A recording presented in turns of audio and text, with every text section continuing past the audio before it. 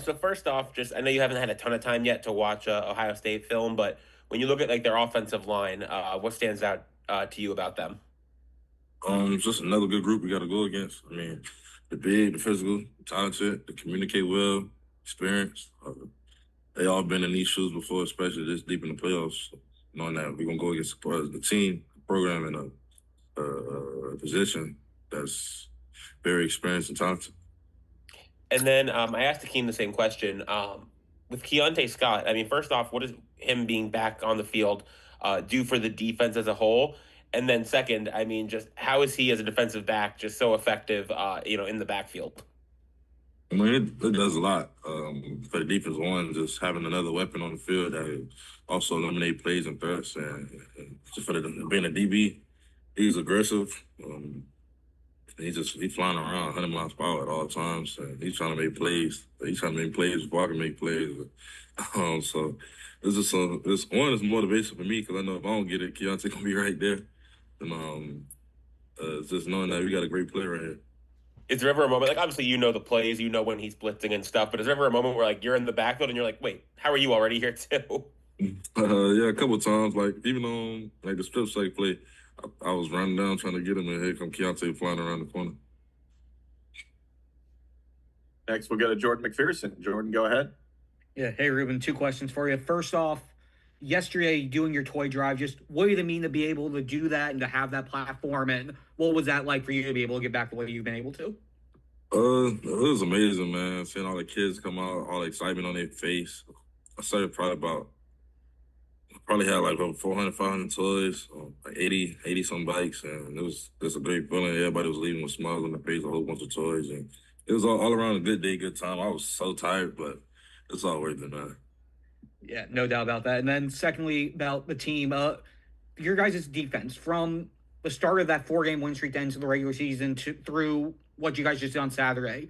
Do you feel like you guys are peaking at the right time? And what has gone into the success you guys have had as of late?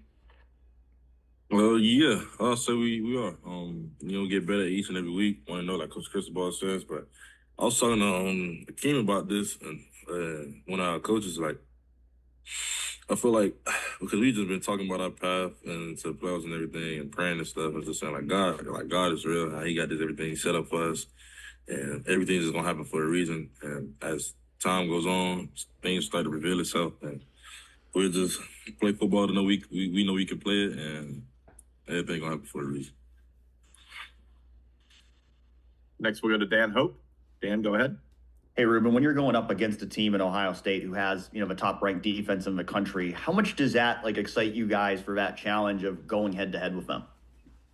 I feel like it's a lot, it's a great challenge, great opportunity because one, that's a great program, great defense over there, and two, we feel like we're a great program, great defense too. So it's just an amazing opportunity we got to go back to Texas and play some more football and just play and compete. That's what the team full of competitors. So now we get the chance to compete again. And when you watch Julian Sand on film, what are some of the things that, make him unique maybe compared to other quarterbacks you've played this year? Well, for his age, he's very knowledgeable of the game. Got the mindset to like carry him very far. He's smarter, like he's a real smart young guy. Like as a sophomore, you wouldn't expect nobody to have the mindset and skill set that he does, but he does, and he can go out and play just as if he was a fifth or fourth year guy. Thank you. Got time for a couple more. We'll go to Dan Tortora. Dan, go ahead. Ruben, looking at the fact that not everybody in their history can say that they blocked a field goal, just bring me into that moment and the timing and just, reliving that. Man, that was crazy. You're trying to, I'm thinking this is a regular field goal block, was trying to blow through the line fast as possible and get over the other side of the line of scrimmage. And next thing you know, I got started a little bit. I jumped up. I'm looking above everybody, and the ball coming straight to my hand. And I felt it, and I heard the pop. I'm like, oh, damn, I got to catch this, even though I wasn't supposed to. But the emotions and stuff kind of overfilled me, and everything just happened where we blocked the kick and keep points off the board. And you just talked about, having faith in God, just how that centers you and just what that means to you beyond football and beyond anything maybe in this world.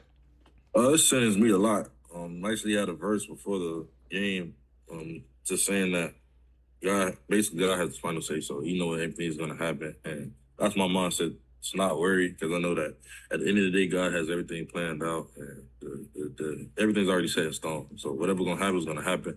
So I could just go out and play free, have no worry, and just go out with the mindset that I could just do what I want. I know at the end of the day, everything happens for a reason. Thanks, Ruben. God bless. Yeah, same to you.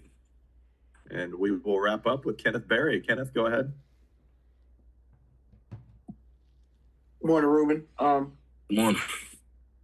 In regards to just obviously, Coach Cristobal, former offensive lineman, how has he, challenged you going into this season and just weekly to, different aspects of your game, and how have you managed to like pick his brain on, just breaking down an offensive lineman day to day? Well, like you say, he was a former offensive lineman, so his mindset is trenches, and he gave me the best tools and practice to compete, which is bringing in better O-linemen and great O-linemen for me to iron sharp iron, going against every day. And that's my mindset, that every rep, every time I can, I want to go against CC and Kel and Cool, Matt, James, anytime I can. Anytime competitive period we got, that's my best key. That's my best kind of practice. Just going against the best players in the country. That's my offensive line. Hi, Akheem. Congrats on a great season. Why do you think you've kind of morphed from a very good player to now an elite player who's projected to go first round in the draft? If you could cite reasons for that, and also JT's role in helping you get there. Well, I think it's my mentality. I can't. My mentality is, I left Ottawa. I love Ottawa, but I refuse to go back. So I need to become the best player I can in order to just maximize everything that was given to me. Like this facility, the coaches, the people that surround me. You have all these resources, so you might as well maximize and get the most out of it. JT helped me a ton. He coached me for 4 years. I pick his brain daily. I'm a student of the game, so I asked him a bunch of questions. I asked him how he would do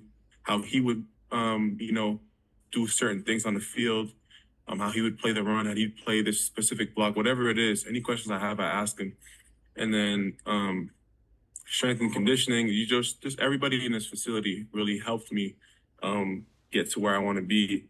But I think it first starts with my mentality and how I work. Thank you. Next, let's go to Jordan McPherson. Jordan, go ahead. Yeah, hey there, Akheem. Just curious now that you guys have had a few days to look at them, just what stands out about Ohio State's offensive line and what are going to be some of the challenges they may present to you guys?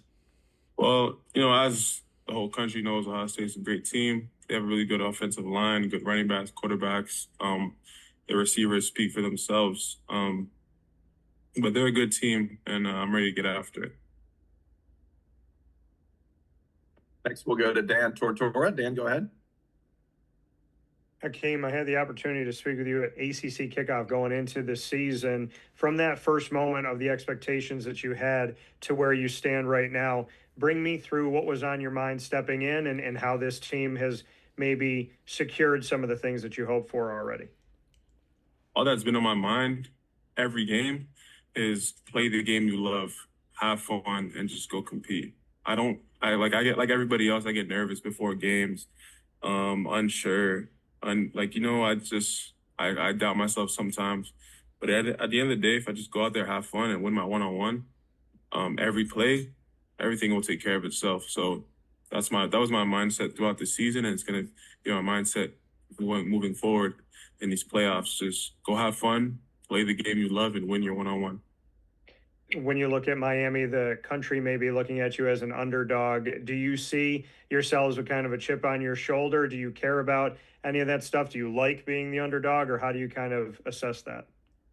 I don't really care about what anybody has to say. I play football as everybody else. We all play football. We're all ballers in our minds. We all believe in each other and believe in ourselves. So all the exterior noise and stuff, I don't really care for it. I'm just here to play football. Thanks, Akheem. I appreciate it. Next, we'll go to Adam Lichtenstein. Adam, go ahead. Hey, Akheem. What does Keionte Scott bring to the pass rush? I think he's like probably third or fourth on the team in sacks right now. He had a couple against A&M. Do you guys? I mean, one, what does he bring to the pass rush, and then two, do you guys have like a bit of a friendly rivalry with him? Like, you guys crack jokes about like the fact that he's an offensive back and he's in the backfield just as much as you guys? No, we haven't spoken to him about that. But he's a versatile player, man. As a little guy, like he's in the box, filling in, helping support in the run. When he's coming off the edge, he has a good bend. He uses his chop. Like he looks at us like he'll come do some pass rush stuff with us on the sideline during like special teams or whenever he's not on the field. But man, he's just super versatile, and it's great for him to be. I love playing with him. And let's wrap up with Kenneth Berry. Kenneth, go ahead. Good morning.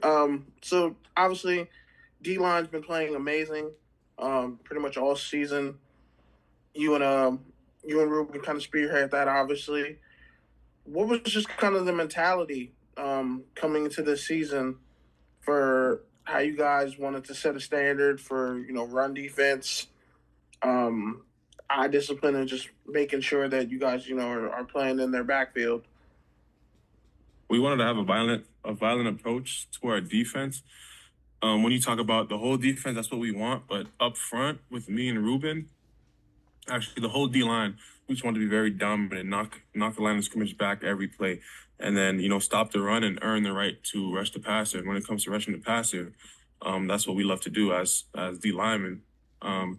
But when it comes to me and Rueben, our mentality was just to lead our front, and ultimately lead this defense. Because everything starts up front. When it comes to O-line, D-line, whatever it is, it starts in the trenches. And me and Rueben, we always have a friendly competition of who's going to be most productive. So we push each other, but then that also like other guys see us push each other, and then it pushes them, and then it's like a domino effect.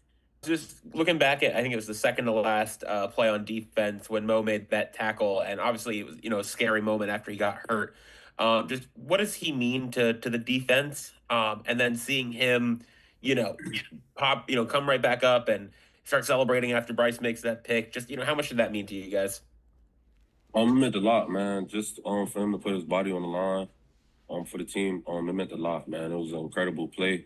And that just shows what he means to the defense, and yeah, I mean, yeah, it speaks for itself, man. How much he cares, and how much everyone cares, and it was a great play, and he means a lot to this squad of defense. Next, we'll go to Jordan McPherson. Jordan, go ahead. Yeah, hey there, Wes. Just curious, just your thoughts on just the defense performance overall on Saturday. Obviously, you guys were able to do just about everything that you needed to against Texas A&M. What stood out the most to you about how you guys played in that first round matchup? Honestly, just how we stayed composed, man, and disciplined. And we didn't flinch, man, and that we went out there, and you could tell we were playing for each other, man. And that's what it's all about, just going out there, playing for your brother on the side of you. It means a whole lot more, and you playing with a different edge when you play like that. Do you feel like your defense, you guys are peaking at the right time? Most definitely, and I feel like we haven't even played a complete game yet. I feel like we played our best game yet, and we still have a couple more opportunities to prove that or to do that. Next up, let's go back to Dan Tortora. Dan, go ahead. Wes, just looking at the history of Miami football and just what we've seen from defenses over the years and some of those great teams, I know that, you obviously are playing in the here and now, so it'd be easy to say that this defense is the best one. But what is it about how you feel this defense would stack up against the history of Miami? Why is this defense so special? Like I said, because honestly, I feel like we play for one another, and we all play like we got that chip on our shoulder. Like we all play like we need it, like every snap. You know what I'm saying? Like I feel like it's just a different edge about us. And when you look at your head coach, Mario Cristobal, what is it about the way that he is, the personality that he has? How does his leadership style get through to this team by and large as a whole? Man, honestly, Coach Cristobal gotta, punch you in the mouth. Uh, he gotta punch you in the mouth mentality, man. We just try our best to follow behind that, man, and just be physical, and be nasty when you on the field. And that's what he preaches to us, and that's what we try our best to do, honestly. Next, we'll go to Nick Hamilton. Nick, go ahead. You talked about just everybody playing for one another and just creating that synergy over the course of the season. Is there a moment or moments that you all realize, okay, now we're starting to really come in sync and really click week in and week out that got you to the point where you are coming up in the Cotton Bowl? Honestly, that starts in practice, man. That starts the whole defense going up to watch film together. After practice, that's where I feel like all that stuff starts, and it transfers to game day. This is something that we've worked on this off season, like getting together, having dinner together in the off season. So I feel like it was only a matter of time before it actually happened. We've been knew what we wanted to do as a unit. So it was just putting in action more than just saying words. We got time for a couple more. We'll go to Ken Berry. Ken, go ahead.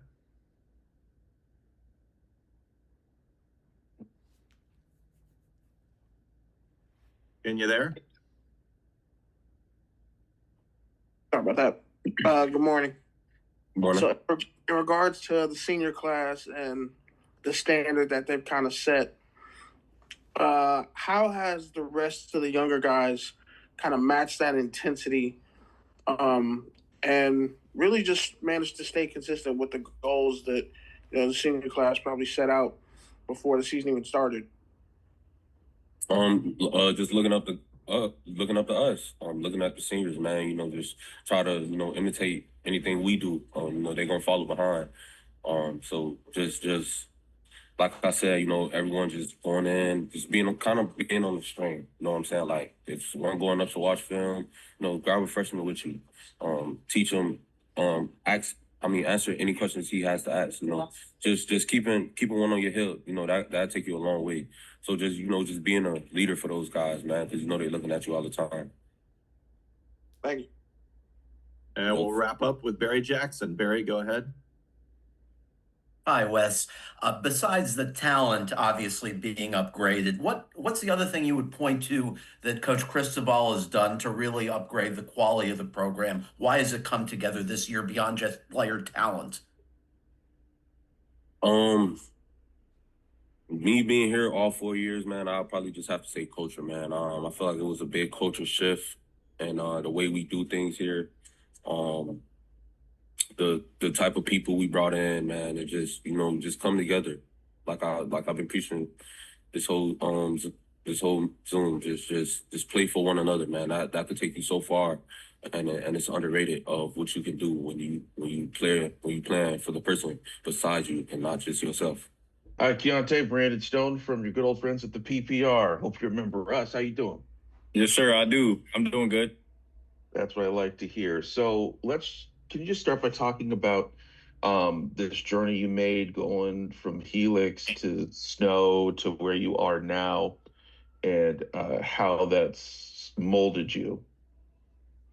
Yeah, I would say, the journey has been, full of ups and downs. I feel like, I've learned a lot of things, invaluable lessons throughout the way of, making sure that I'm, doing things that I'm supposed to be doing in order for other things around me to, align and start going the right way. So I feel like in high school, having no offers and having to, figure out and take the junior college route was something that was very humbling experience for me.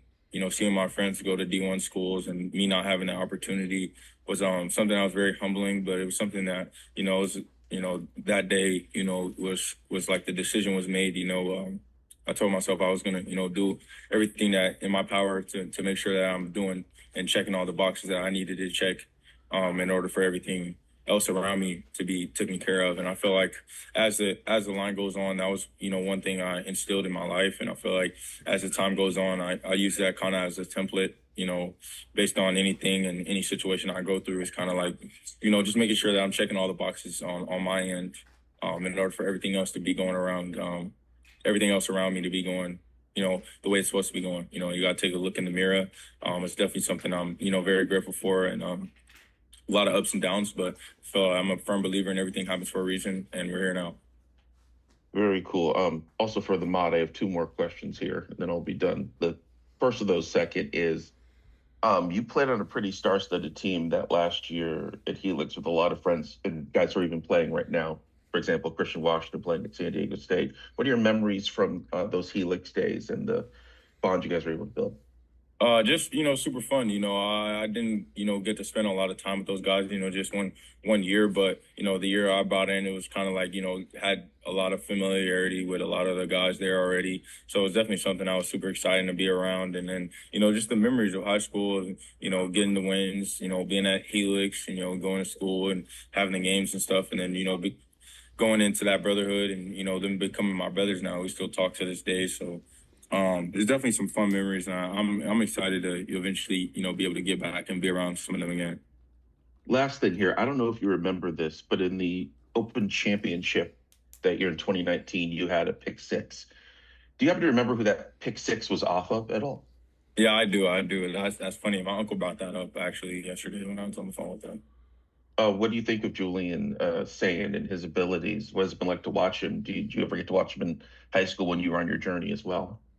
Yeah, definitely. Us San Diegoans, we go hard for anybody from the town. So I'm definitely excited for him and his journey, and definitely thinks he's a great quarterback. And I'm definitely excited to be around him for sure. Great. Thank you very much. Good luck. Next, we'll go to Adam Lichtenstein. Adam, go ahead. Hey, Keionte. Just looking back, when you decided to transfer to Miami back in the spring, is this where you anticipated kind of how the season would go? Did you anticipate having such a strong season and then, you guys making a run in the playoffs? I definitely feel like, you can never say, too much anticipation. My biggest thing was to focus on, the outer things I could control in the situation of making sure it was a good opportunity, stuff like that. And I feel like all those boxes have been checked. Everything the coaches have, their main pitches to me, and while was in the portal and all the things were happening, I have came alive. So I'm definitely grateful for the situation, grateful for the coaches, grateful for the university, and I'm just blessed. And then also, obviously, you guys were, pretty excited for Bryce after the game there. Just watching his development over the course, from when he arrived in the summer to now. One, are you surprised that he's had this much success so fast? And what does he do that kind of puts him in position to do things like that? Both, things he does off the field and just the way he plays to be able to be such a ball hawk. Yeah, I would definitely say, Bryce practices hard, and you see the ball find his hands in practice, and I feel like that's how, that's our main pitch is to, make sure that things are translating from the practice and to the game, and he's definitely taking that from the practice into the game. Fall camp, you see the ball finding his hand all the time. Going into the season, the ball still finding his hands. The ball finds his hands, so he does a good job of preparation, of being in the office and being with the GAs and the assistants and being with Coach Harris, and just studying and just knowing and being ready for his moment. And then also, he's bought into the brotherhood. So it's definitely something we're super excited to see. Everybody, when they make their plays, we're super excited to, just to cheer them up and stuff. It's hard. What we do is hard. So, when you make a play like that at such a young age, we're just super turned for him and super excited for him. And we're excited to see that keep going on. Next, we'll go to Jordan McPherson. Jordan, go ahead. Yeah, hey there, Keionte. Just curious from your perspective, what is it about Coach Heatherman's defensive scheme, his style, that allowed you to thrive in the nickel position, and where have you seen the most growth in your game throughout as the season's progressed? I feel like Coach Heatherman does a good job of I would say of calling it at the end of the day, the players make the plays come alive. But at the end of the day, you want to be in good situations, and I feel like he does a good job of putting, everybody in good situations. Equaling out. He looks out for the defensive line also, but looks out for the back end. And I definitely think it's just, something that's exciting to be around a DC. He's very excited for us. He pushes us and keeps us going. And he's a defensive coordinator where, he's not really satisfied. It's moments in the game, where we want to clean up at the end of the day. And that's something that, just pushes us all, and everybody on the defensive side of the ball, everybody on the team really to just, continue to want and do more. There's always something that could be better. And he always is also preaching of, playing the next play. Something's going to happen.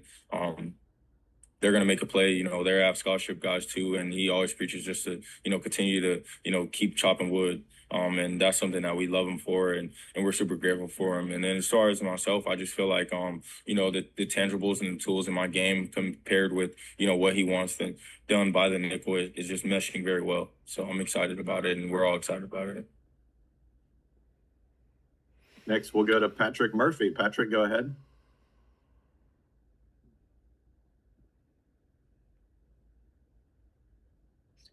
Hey, obviously Jeremiah Smith is a name that will be at the top of your guys' scouting report, I imagine. But could you just talk about Ohio State's receiving core as a whole and how they complement each other as a group?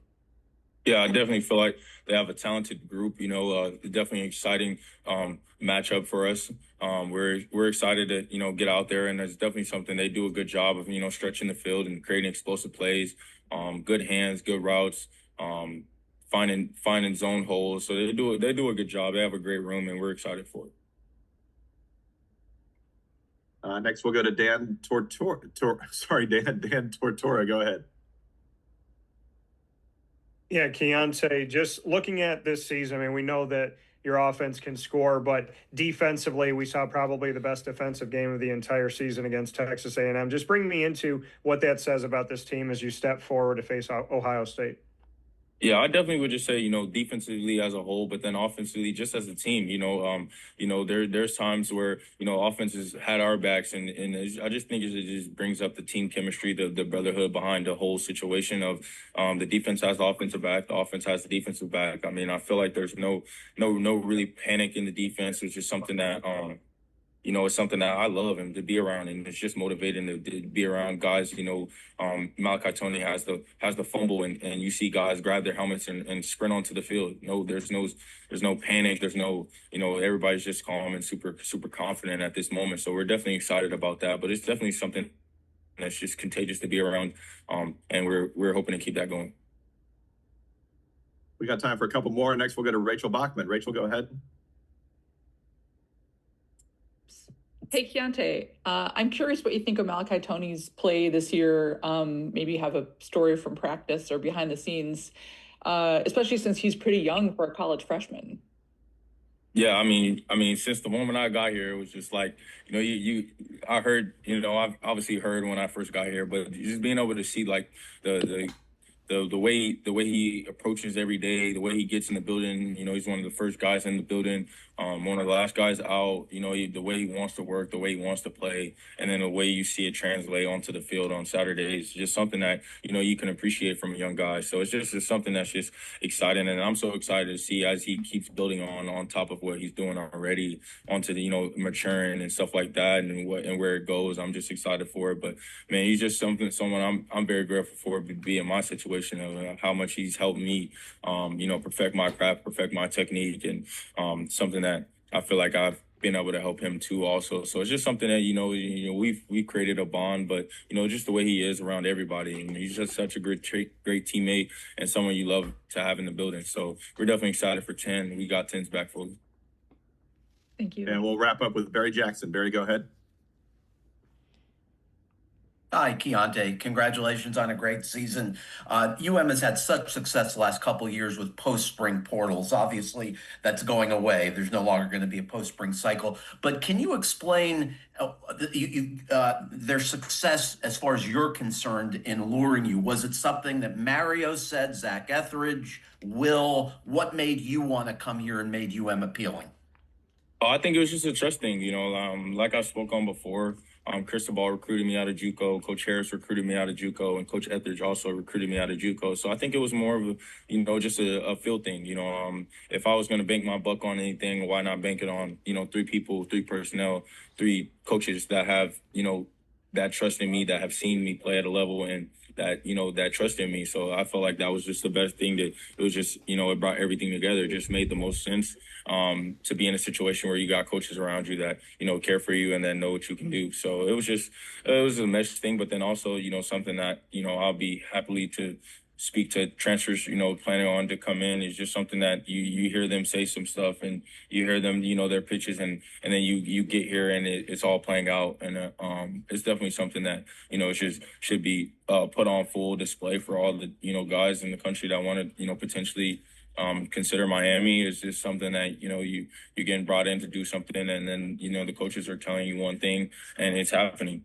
So I definitely feel like, it's excited for the future of the program and then definitely grateful for the situation as a whole, like I spoke on, grateful for the university, grateful for everybody in the building, and just grateful to be here.